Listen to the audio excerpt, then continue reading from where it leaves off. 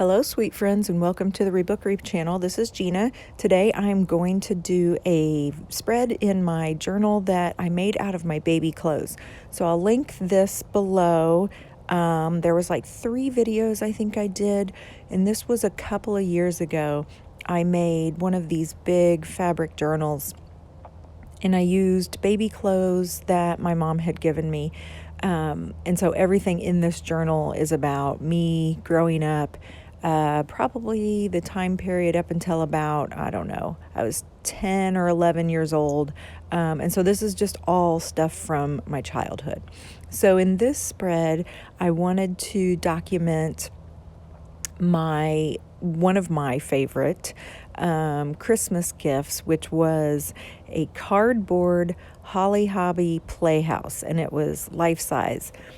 And I remember my parents set it up in my bedroom, and it took up my whole bedroom, but I didn't care. It was made of cardboard, and you could go inside of it, and it was really dark inside of there because it didn't have a lot of windows, but nonetheless, it was awesome, and I remember it. I have some of these vintage catalogs, Christmas catalogs.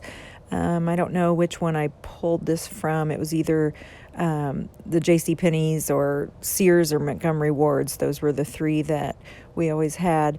And there was a picture of a dollhouse, a playhouse. And I don't know if it was the exact same one, but it doesn't matter because I'm going to use it. So I want to use that. And I just want to use some of my Holly Hobby ephemera that I've been collecting. Now that I released my kits in my Etsy shop, I kind of feel like I have permission to use some of the leftover items that I've been hoarding for, like over a year now. So I'm going to pull out my stash of my book pages and images and stuff. And I'm just kind of searching through, seeing what I have, seeing if there's anything that has a perfect fit. By the way, in case you do not know a little bit about the history of Holly Hobbie, she was actually an illustrator. And so these are her illustrations. And the text and things like that, I don't know if it was written by other authors, but the illustrations were actually hers. I also found out, and I knew this, and I don't know why I couldn't remember it, the little boy that you sometimes see with Holly Hobbie, like imagery and pictures and stuff, that's her brother, and his name was Robbie. And for whatever reason, last week I could not remember his name when I did a video on my Holly Hobbie kits. And so, yeah, that was her little brother, and his name was Robbie. So these items remind me of growing up like in the late 70s and even a little bit of the early 80s, just because that was the popular toy right about then. If you were a girl, it was right before Strawberry Shortcake, way before Rainbow Bright. And so everything was just kind of Holly Hobbie. And at that time, I was also obsessed, when I was a little girl, I was also obsessed with Little House on the Prairie, the TV series. And I remember every Monday night, like that was my jam. That was my show that I got to watch before I went to bed. And so Holly Hobbie kind of played off of that same pioneer type theme. And so I don't know, I was just obsessed with it. So this page is not very big, and this actually is a piece of wallpaper. I believe this is like some 1990s wallpaper here, but I didn't think that I had enough stuff to actually go into a double page spread. So I just thought, you know what, I'll condense it down and push myself to keep it all on this one page. So I really only have that catalog picture, and I have no photographs of this. So I'm just going to have to use just some other imagery to kind of convey the meaning here. But I have the catalog image, and then I also pulled an image from one of my books, and then I thought I would use the text from one of the titles. And so the funny thing about this playhouse is that I would always call it my Holly Hobby Playhouse or my Holly Hobby House. Like, I wouldn't just call it the Playhouse, or I wouldn't just call it my house or whatever. It was always Holly Hobby Playhouse or Holly Hobby House, like all one word. So I'm going to title it that. This is my Holly Hobby House. And I feel like as I'm doing this that it's a little sterile. It's just some images, and there's none of my artwork or anything going on in here. So I'm going to have to fix that. And as I'm doing this right now, looking down and seeing how I'm like cutting up the book page and stuff, I know what I was thinking. I was thinking, okay, how am I going to add some of my own personal artwork to this in the limited amount of space that I have? And so I realized that I'm going to use like a flap and then put some of my artwork behind it.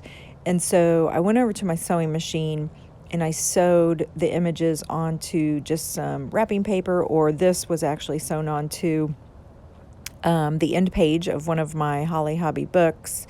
Just going to use some washi tape and attach it as, the hinge for a flap. And then I just did a little bit of journaling on the back. My journaling is very, very simple because in this journal, this is me journal, I don't go into a lot of detail. Of course, I don't go into a lot of detail anyway with my journaling, but it was more of or less just like, this is what it was, here's when I got it, and here's why it was cool.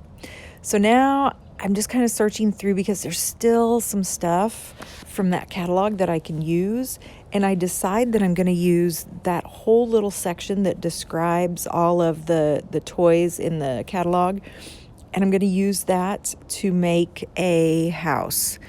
Now, my artistic skills are so simple, and houses are one of my absolute favorite things because it's very simple. It is a square or a rectangle and a triangle. That's it.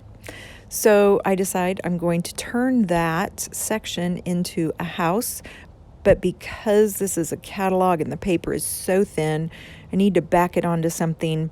So I actually take it over and I sewed it. This was at the top, that was just like a little quilt piece, one of my triangular quilt piece from my stash. And I honestly thought that the brown worked perfectly.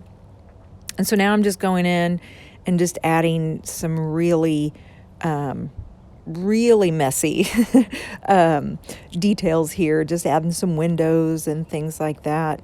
Nothing fancy. Actually, at this point, I had to go get like 75,000 other things done that day. So I was just trying to rush through this. And so just threw on some windows, added a little bit of color, trying out some of my different pens and markers. And it's been a while since I've done any journaling or any art. So I forget what works well and what doesn't. And so I kind of go through 2 or 3 pens and pencils and things before I decide, okay, I think I'm just done with this. I did try to color the house with a gray colored pencil, and I needed to sharpen it, but couldn't find my sharpener. So yeah, there's a little bit of gray on that house, but not much. And so I just kind of, fumbling around here, trying to add some color. There I am with the gray.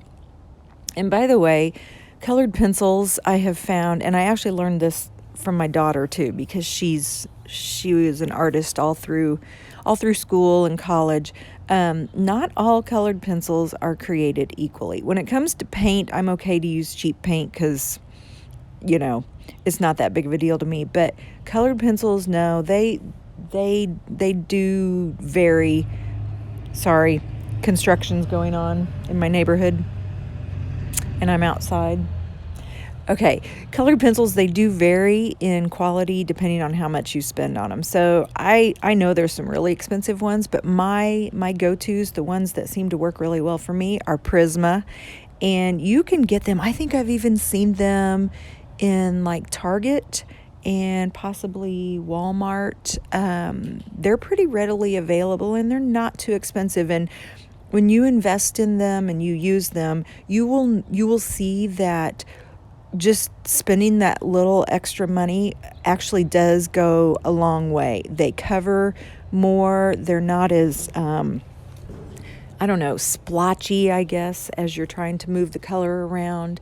And they do have deeper colors too, or deeper pigments. So yeah, it might be worth a try if you're really into using colored pencils. And I love using colored pencils. So it might be worth a try to try out some different brands. I do have a bunch of Crayola colored pencils, and they work fine in a pinch. But my go-to is Prisma. And by the way, they are not sponsoring this video, so this is just my own little 2 cents worth that I thought I would pass on to you guys. So I'm almost done here, just adding on a couple finishing touches. I love working on this wallpaper because it's just got that cool texture of, it's kind of slick, but yet it's sturdy. And I have tried all kinds of different inks and paints, and they all seem to stick to it, and they act differently because it's not really a porous surface. Like wallpaper has that coating, especially if you get wallpaper 80s or 90s. It has that coating on it because, it's supposed to be washable.